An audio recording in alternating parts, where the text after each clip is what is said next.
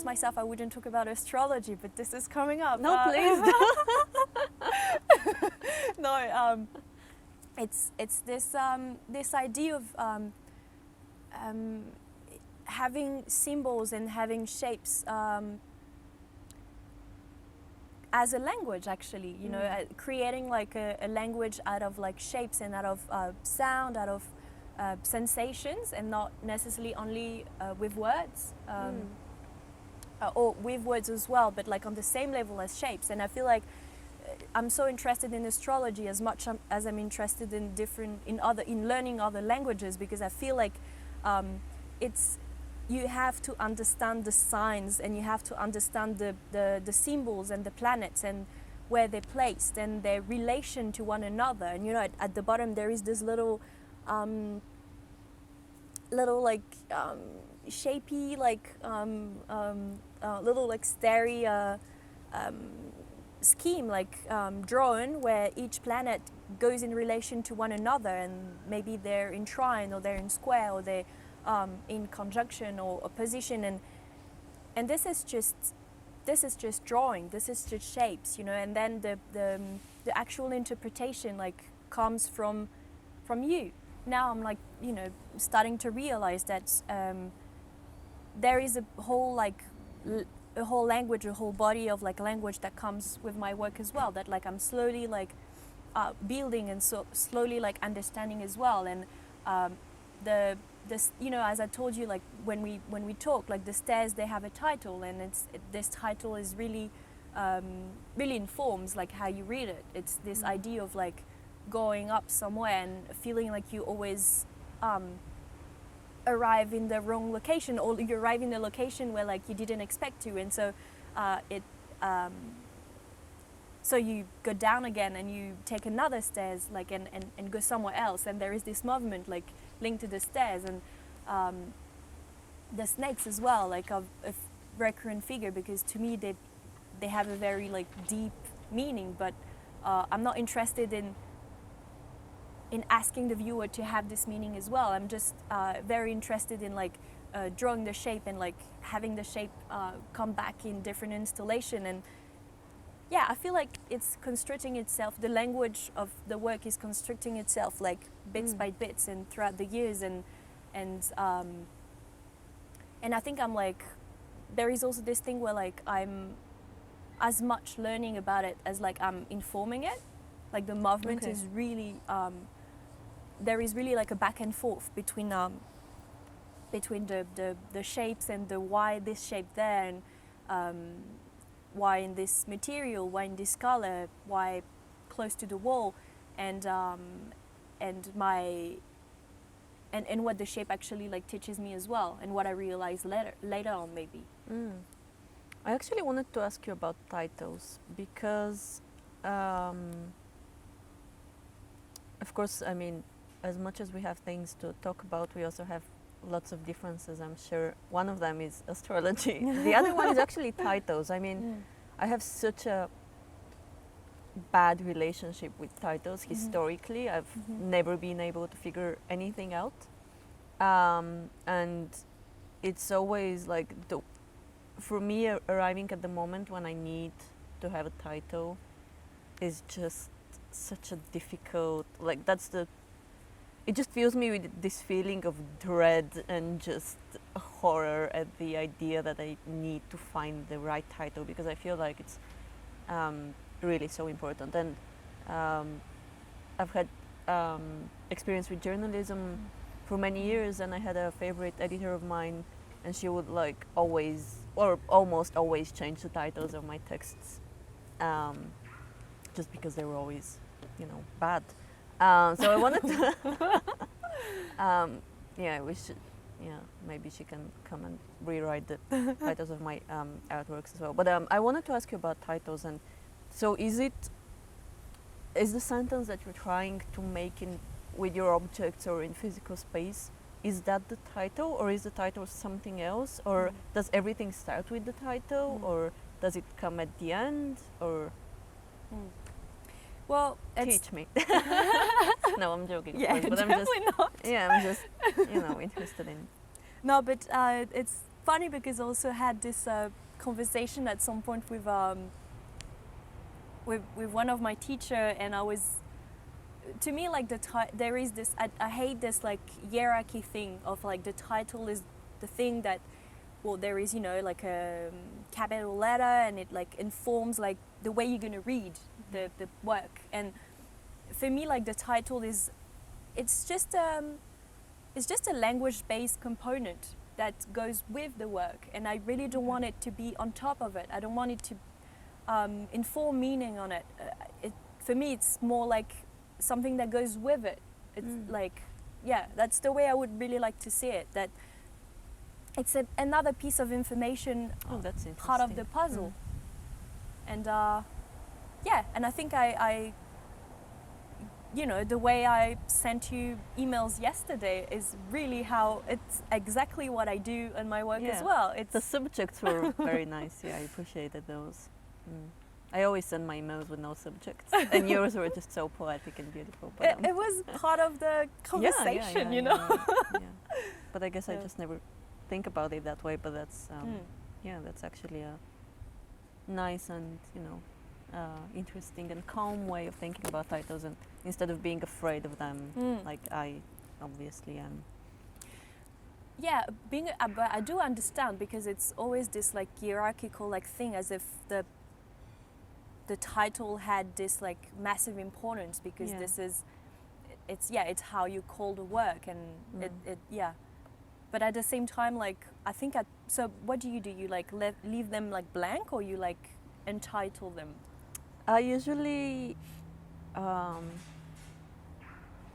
okay, don't tell anyone, but I have used like online title generators. Really? Yeah, That's I have. awesome. I mean, it's like the last step of like my panic and everything, where you just go online and find like a title generator, and I have used that, but only once.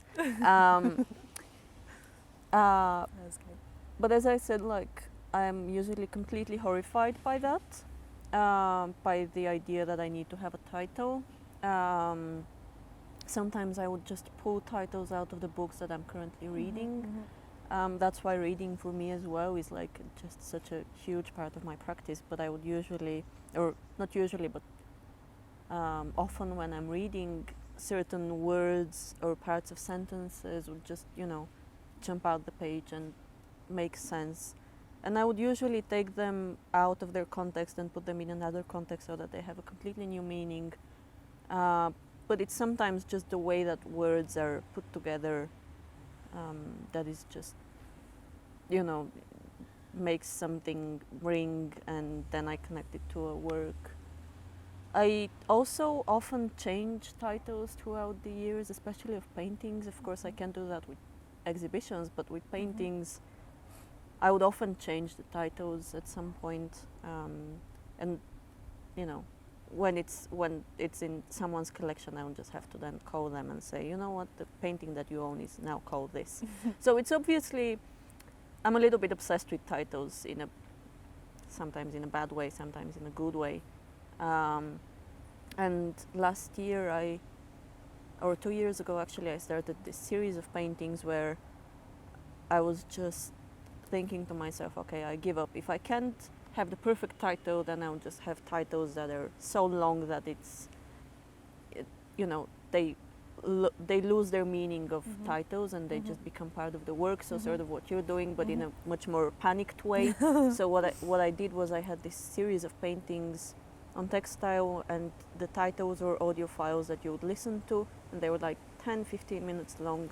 So you just sit there and, you know, of course they stop being titles. Yeah, that's very interesting. Yeah, at this point they're, you know, no longer titles. They're just part of the whole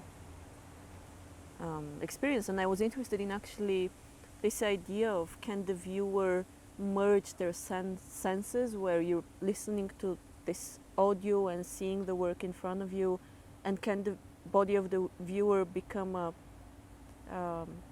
you know, a plus sign, a way for the audio, the title, and the painting to come together in the body of the viewer, and can they merge and become one? And Yeah. But right now, actually talking to you, I'm discovering that I really need to think more about titles, because it's obviously such a huge problem for me.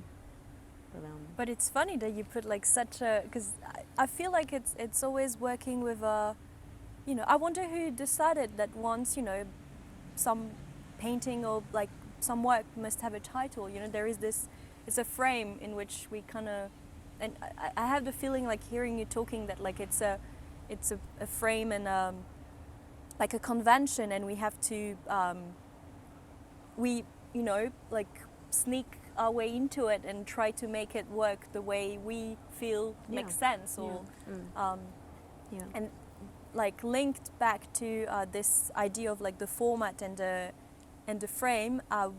Was very because I was very was actually very admirative when you like told me about, you know, this whole set of these projects that were very like lengthy in time, and very lengthy, and also very repetitive, and very repetitive in the time frame of them.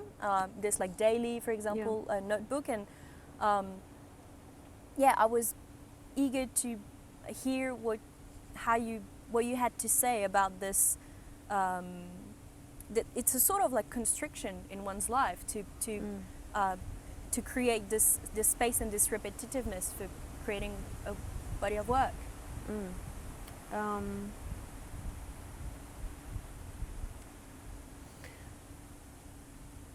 I just feel like for me,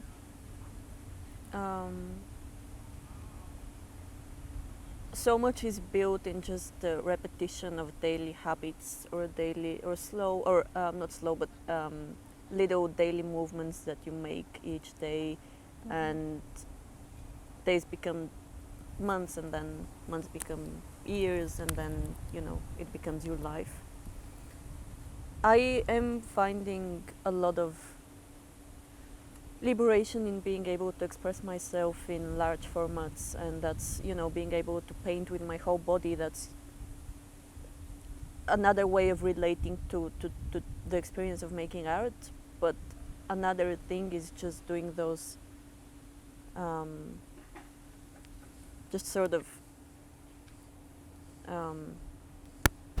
using this repetitive motion and seeing what it tells you each time.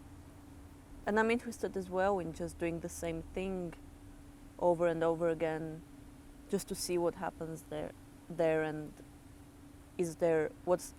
I'm just interested in finding the whole information about a gesture.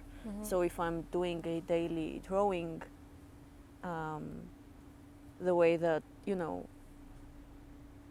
I want to say the way that someone brushes their teeth, just because at some point it is repetitive in a way that makes it automatic. And that's where I think that's why the idea of brushing your teeth is not like a way of saying that that the daily experience of drawing is not important. It's just that I'm saying that when you're doing repetitions over and over again, it's like when people say, I always have my best ideas in the shower. Why is that? Because it's such a repetitive motion, and that gives you freedom to actually, you know, it liberates your subconscious mind, and it just starts roaming around, and ideas start popping out. For me, it's something like that. And also just being able to, with projects like that, I'm just able to take them everywhere. You know, I'm able to travel with my notebooks, and take my studio everywhere I go, and just see what happens in different cities, in different places, in different countries.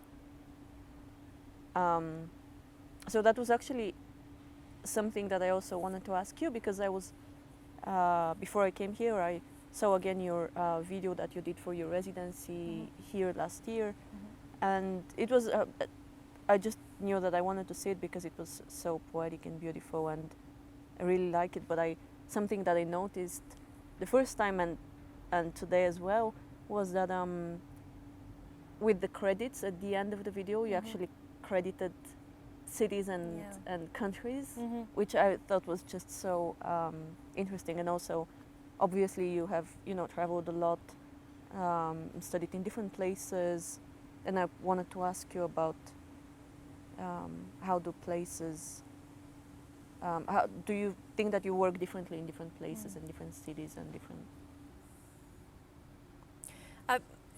I don't know about that, but I know that in comparison to what we just talked about, this like daily routine and that's why I feel it's like I felt it very. No, sorry, I'm thinking in French now and I'm trying to figure That's out. interesting because actually I was just thinking about language because I was going to say that the way that you, and we have studies for that, you know, it's actually, you can see that it is actually a fact that we change a little bit when we speak in different languages. So I think that the same way that we change just a little bit and things shift when we talk in another language, that might happen as well when you're in another country. But yeah, what were you thinking in French about? I was thinking that the routine for me breaks the creative like possibility, and this is always I was with a friend yesterday and she told me that when she met me 2 years she lives here, and when she met me 2 years ago she thought I was like chaotic and very intense, and I felt that my first exhibition in 2017 was called the Insomnia Cow, and I really do feel that it's always this idea of letting the chaos burst and trying to make something out of it, like trying to organize, not necessarily organize it, but conquer it in a way, and then letting it burst again. And it's the same for me. It's the rhythm of creation is the same. It's gonna, it would be terribly difficult for me to like be doing something every day, because I feel like there's going to be windows. Time is really going to shift, like morph itself. Like there's going to be 3 days of intense thinking and writing and making stuff, and then there's going to be nothing, you know, nothing and or something very slow. I feel like this is how this is how I create, with a lot of like shift in daily life, and that's linking back to this idea of place. I feel like being in different place and being in movement is a way to get energy back, or like, you know, momentum, like informs like creation in for me.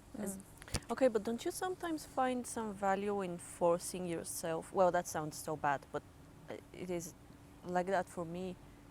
Just forcing yourself to do the work when you really don't want to go there, you really don't want to go in the studio, you really don't want to open up your notebook or whatever it is that you're currently working in. And then for me personally, because I am doing exactly that, I feel like sometimes I'm just trying to escape something that in that way I'm trying to escape an idea that might actually be interesting. And when I force myself to go in the studio, the process just starts, and as I was saying, it is a sort of an automation in a way. You just go in that space and you suddenly find yourself thinking about things, and I have never, you know, regretted that. So do you ever like make yourself go and just do the work? Yeah, definitely. This idea as well is like, I mean, these words really resonate, this idea of forcing yourself, or because I have a lot of trouble with that, of not, you know, like it's typical, like today I have a flight and I'm not going to take it because I don't want to force myself to. It's in 20 minutes. It's in 20 minutes. Yeah, so this is going to be an ongoing learning, and also especially like the time like I will decide to be stagnant or to remain in a place. This question is going to, you know, be very present, I feel, and I'm going to have to learn to to find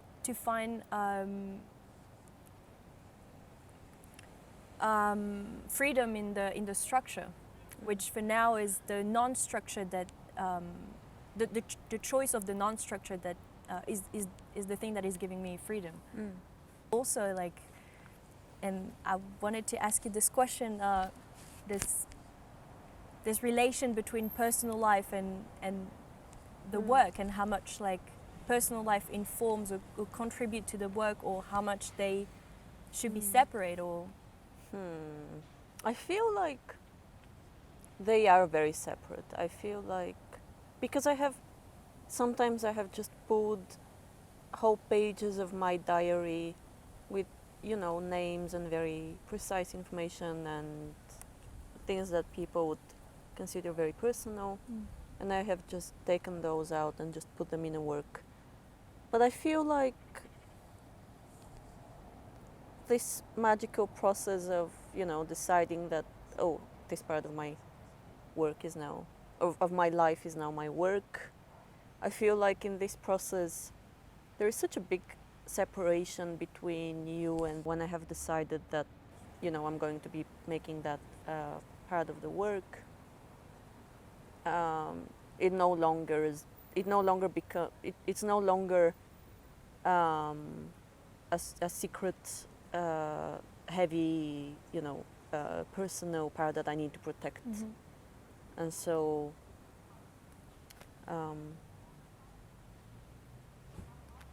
yeah, I don't find any dilemma there, but I don't have a problem with that. this question about space and the place you find yourself in, I have like struggle answering it like in just the perspective of my work, because it's linked to the perspective of my life as well. Oh, but of course everything is linked. I mean, yeah, it's all one. It's just and sometimes it's easy to separate them. Sometimes it's yeah. It's very linked. I mean, not just linked, but it's very on top of one another, and that's why I also feel that sometimes like making work or working with clay, for example, or painting, or putting words, like writing words on a wall, or in the studio, for example, like, which the stuff that I can do there. I feel it's also a way of understanding like what I'm dealing with in my life at the moment, and how how do I. It's a tool, actually. The working is a tool to also to evolve and to grow in or out of things. And sometimes I feel like that's why sometimes I feel like there is some work that I do that is not necessarily there to be shown, because it's a tool for me. It's like something that I'm using to understand or to navigate to. And yeah, that happened to me actually. Like that happens often, where like in at school, like there's people that come in the studio and they want to talk about this thing that I just did, and I'm just like, no, this is not, this is for me. This is between, this painting is between me and That's interesting. and that's not gonna be like anywhere in any installation. This is and this links to the question, like because a very dear friend of mine gave me this book to read, which is Suzanne Sontag's diaries, which were published after her death by her son David Reef, and I really wanted to like ask you this question, because I feel like so much, like I was reading the introduction and was like, but how does she feel that now we're reading a diaries that maybe she never intended for anyone to read, and and you know what, that's very interesting, because but please, I think I interrupted you. No, but go for it. I'll ask my question after. I think that's very interesting, because I love Susan Sontag, and I was thinking about the same things when I was reading the diary, and I think one answer lies in the fact that she donated her diaries, so she must have known that this will be public property at some point. But then another part of the whole thing was that actually at some point in her diary, she says, I'm thinking of giving up oh, sorry, I forgot what was the name of her son, because David. David. Yeah, The because father okay. is Philip. Yeah, okay. So she writes, I'm thinking of giving up David, and I was thinking about what was it like for him to read that in her diary, and then I decided that, or not decided, but I thought that perhaps a small part of him publishing her diaries was a revenge on his part, but also, Oh wow, okay. but also because they had a fairly, I would say, complicated relationship. Just reading his memoir of her death as well. But yeah. The question was how, because it made me realize that there is actually a lot of things that I produce and that are not intended to be read, heard, listened to, or seen, you know. And I was wondering, like, how do you feel about like the amount of, because you know we kind of like use our bodies, our hands, our mind, our like everything we are like in this world to produce and to create and to make something like out of ourselves. And I was wondering, what do you think about that? The fact that there is an amount of things that we don't intend to show, and they're still there. We still make them physical in this world. And what happens with them after we die? Yeah, maybe. I don't think about that. It's really not. I mean, I am thinking about that, but it's really not important for me because I'm only interested in what happens when I'm here. After that, you know, I don't. I feel like I don't have enough time to really, you know, concern myself with what's going to happen after. But also I think like we have a certain level of control over our work when we are here. Then things happen that are not necessarily, you don't necessarily agree with them. Again, you know, Susan Sontag and her I don't know if you remember the photos that Annie Leibovitz published of her dead body. Yeah, okay. Yeah. Which, you know, to do that to someone who has written so extensively about the spectacle of death is just... And her son again said that that was a monstrous act, and he was very, you know... He had a lot of things to say about that in his book. Or actually he said a sentence, but it was so, you know, devastating that it was more than enough. But that's a good note to end the conversation on. But tell me about you. I don't know. I feel like this is just a notion that I kind of discovered by realizing that I invest so much of myself in producing stuff that sometimes I get a bit scared about, like, you know, what I'm going to do with all this stuff. Like the physical, like, things that are going to find their place somewhere, you know, like the be it like the stairs or the ceramic or the objects, but the emotions and I feel like I'm going to have to, at some point in my life, to find a way of like to recycle, you know, recycle like in a not really in a tangible way, but more like to mark like an end to like a period of like producing and amassing and collecting, and you know, and then at some point there's gonna need like a moment where I decide to